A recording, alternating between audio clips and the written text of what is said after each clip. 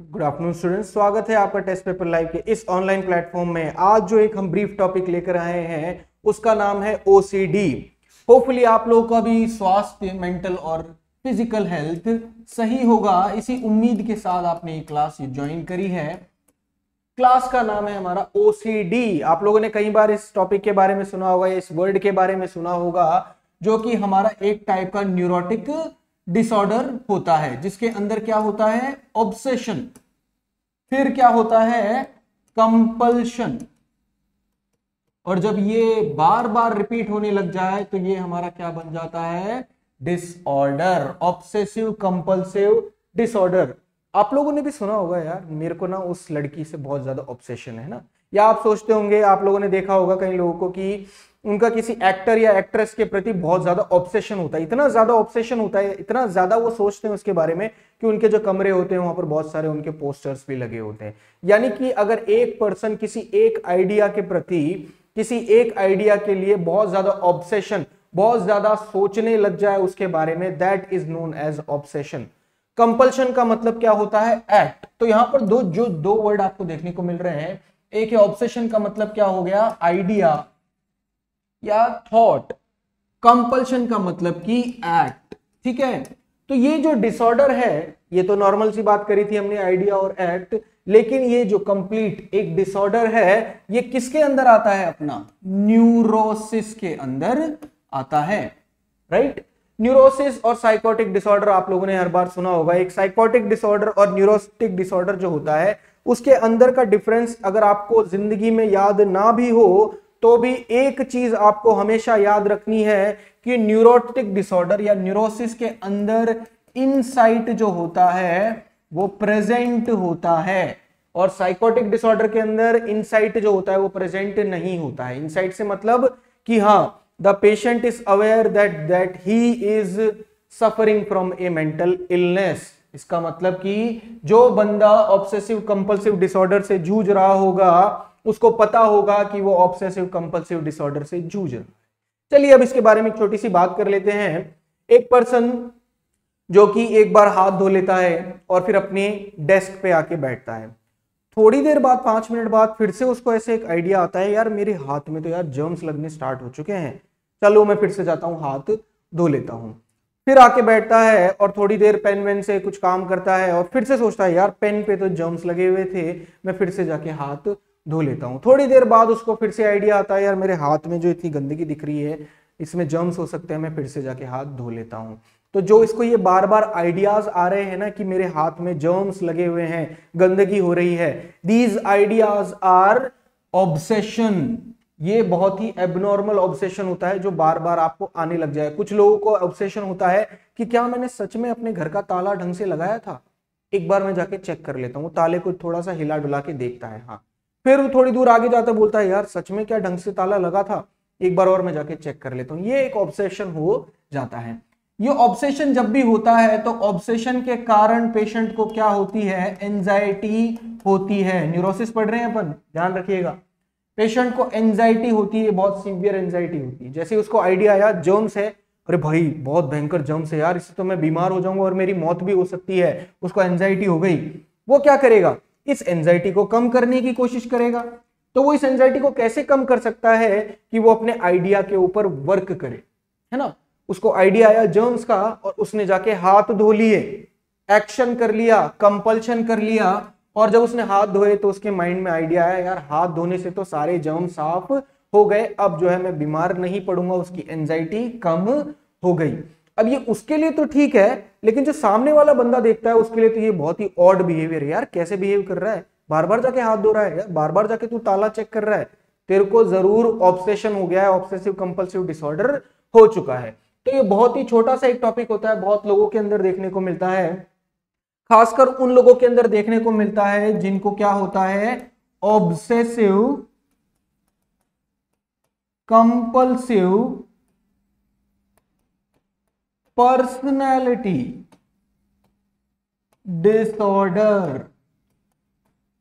समझ में आया, एक डिसऑर्डर होता है ऑब्सेसिव कंपल्सिव पर्सनैलिटी डिसऑर्डर आपके क्लस्टर सी के अंदर, है ना।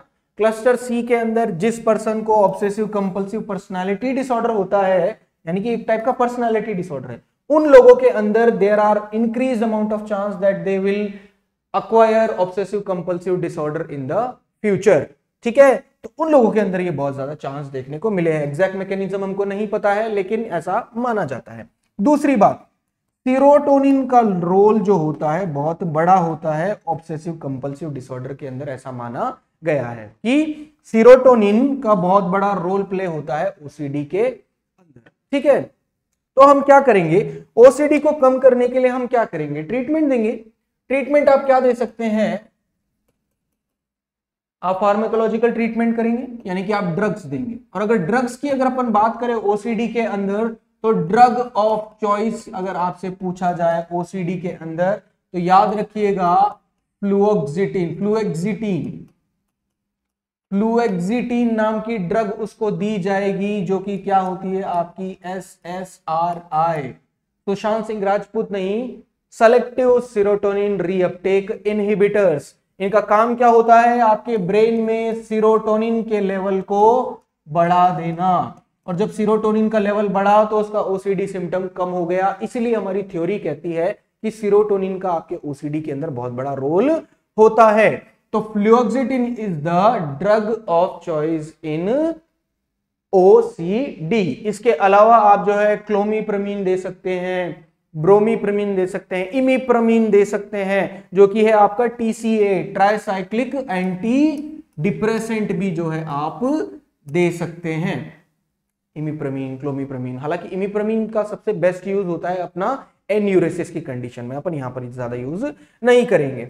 अगर एंजाइटी को कम करना है तो कौन सी ड्रग देंगे आप, एंजाइटी भी तो हो रही है पेशेंट को, तो आप जो है उनको क्लोनाजीपाम भी दे सकते हैं। क्लोनाजीपाम इज एन एंटी एंजाइटी यानी कि एंजियोलाइटिक, या फिर कौन सी क्लास की है ये, बेंजोडायजेपिन कैटेगरीज की। ठीक है, बेंजोडायजेपिन में क्लोनाजीपाम बहुत ही अच्छी ड्रग होती है एंजियोलाइटिक्स के रूप में ओसीडी के अंदर अगर आपको देनी है तो। लेकिन ड्रग क्यों देनी भाई साहब, ड्रग तो अपन लास्ट में बोलते हैं ना, ड्रग्स का काम लास्ट में होना चाहिए। सबसे पहले अगर हम कोई साइकोथेरेपी से उनको ट्रीट कर सकते हैं तो that is the best method. तो साइकोथेरेपी अगर आप देना चाहें तो साइकोथेरेपी में आप क्या दे सकते हैं, response exposure response exposure response ER exposure response prevention ERP, या फिर इसको कई जगह पर बोला जाता है रेस्पॉन्स एक्सपोजर रेस्ट प्रिवेंशन। ठीक है, यानी कि आपको पहले एक्सपोजर किया जाएगा। मान लो एग्जांपल, एक पर्सन जो है जिसको हाथ में जर्म्स की जो है ऑब्सेशन आती थी, हमने क्या करा, उसको एक्सपोज कर दिया है उस आइडिया से। हमने बोला तेरे हाथ में देख कितनी गंदगी हो रही है ना, बहुत तेज गंदगी हो रही है भाई, इससे तो तू बीमार हो सकता है, यहाँ पर तो जर्म्स आ रहे हैं। इससे क्या होगा, पेशेंट के अंदर एंजाइटी होगी। लेकिन उस एंजाइटी को कम करने के लिए वो हाथ धोता था, हमने उसको हाथ धोने से मना कर दिया, या हमने उसको रेस्पॉन्स को इनहिबिट कर दिया है, प्रिवेंट कर दिया है उसके रेस्पॉन्स को। तू हाथ नहीं धोएगा, तू यहीं किसी कुर्सी पे बैठा है तो इसी कुर्सी पे बैठा रहेगा। तो इवेंचुअली क्या होगा, जब उसको धीरे धीरे हालांकि एंजाइटी उसको हो रही है, धीरे धीरे उसको पता चलेगा कि यार इतना भी कोई हाथ गंदा नहीं हुआ था, मैंने हाथ नहीं धोए तो चलो यार मैं बीमार नहीं हुआ, इसका मतलब कि मेरे को ये बार बार हाथ धोने की जरूरत नहीं है। और इवेंचुअली ये जो ऑब्सेसिव थॉट और कंपल्शन उसको आ रहे थे, ये डिक्रीज वहां पर हो सकते थे। ठीक है, it is a type of behavioural therapy. इसके अलावा आप कौन सी थेरेपी दे सकते हैं, CBT भी जो है आप उनको प्रोवाइड कर सकते हैं, कॉग्निटिव बिहेवियरल थेरेपी, यानी कि आपके माइंड को ही यहां पर मैनिपुलेट किया जाता है ताकि आपका बिहेवियर चेंज हो जाए, यानी कॉग्निटिव को चेंज किया जाता है ताकि आपका बिहेवियर चेंज हो जाए। तो ये कुछ गिनी चुनी बातें थी अपने ओसीडी के रिगार्डिंग। बहुत ही अच्छा सा टॉपिक था, इसको अगर अपन और डिटेल में पढ़े तो बहुत डिटेल में पढ़ सकते हैं, लेकिन आज हमारी ब्रीफ क्लास जो है यहीं पर एंड होती है। मिलते हैं अपन अपने नेक्स्ट क्लास में किसी और टॉपिक के साथ। अपना ख्याल रखिएगा एंड थैंक यू।